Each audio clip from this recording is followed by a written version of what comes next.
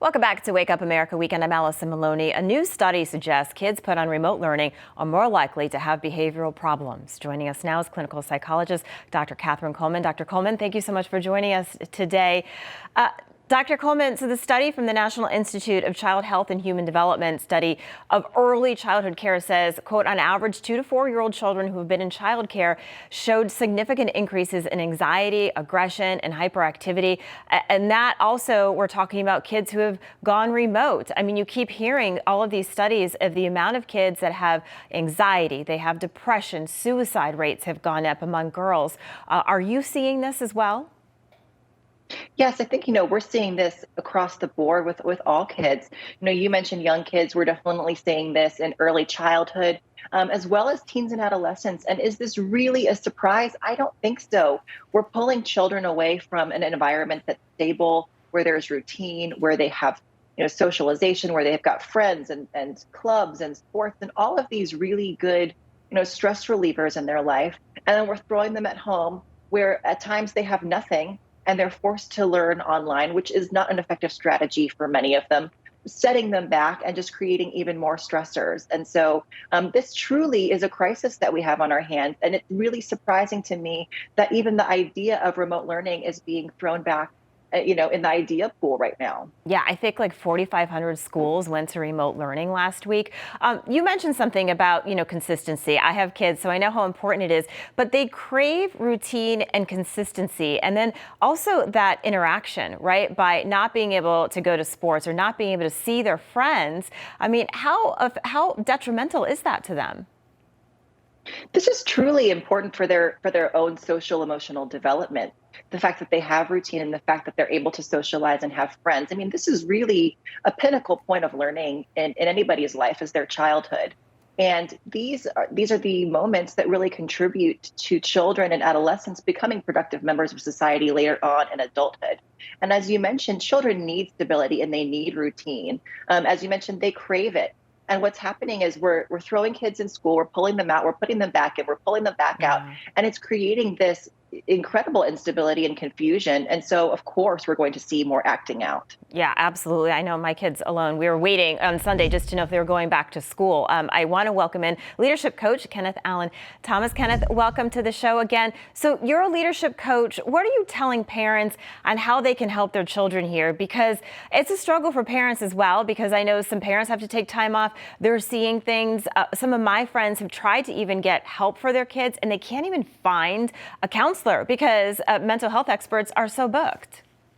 Yeah, so transparency is key in preparation. The first thing is, of course, is the mindset. What is that mindset going to be like? How is that mindset going to be looking moving forward, right? There's an analogy where, this storm is going to hit us all at the end of the day. There's one man that built his house on a rock. Another man built his house on the sand. The reality is that the storm is going to hit everybody, okay? But the one that has their house built up on the rock, they have a strong foundation. So building that strong foundation mentally, spiritually, emotionally is key, because the one that got hit with the sand, that house pretty much fell through once that storm hit. So to normalize this thing, we're all getting hit by this pretty big storm here. But we have to start building a foundation mentally and building that mindset mentally on top of a strong foundation, which is that rock. So what is that rock going to be? How are we going to move forward with that?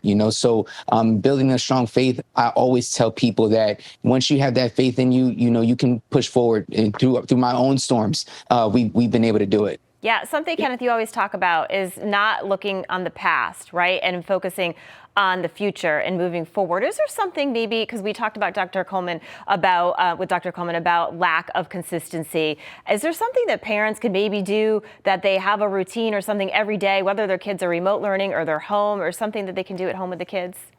Absolutely. I mean, listen, TikTok is one of the biggest platforms and everything right now for families to do. I know when my family, when we first started this whole pandemic, my family started doing TikTok. And as a matter of fact, when we were in the hospital with my son, Kristian, we started doing dance videos inside the hospital room. So doing little activities like that can also help your family keep you guys intact, because community is so important. It's one thing to be isolated from, for your friends and people from the outside world, but it's another thing to be isolated from your family. That's a whole nother animal that we're talking about here. So I would definitely say use different activities inside the home that you can do, or even in your backyard, or whatever your situation is.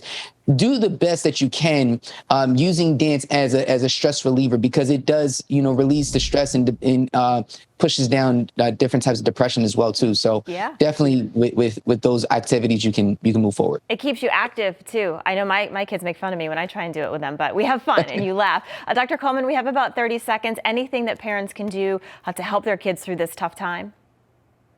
I think we have to remember that we do not live in a zero risk world, and we don't want to communicate to our kids that life is going to be free from risk. And so having the conversations with your family is really important, and making that decision, if you do have the choice to choose between going in school and remote learning, based on the needs of your child, based on their learning style, based on what's going on in your family and in your own community, is going to be most important. All right. Well, we appreciate you guys coming back on the show. We hope you have a great weekend. Dr.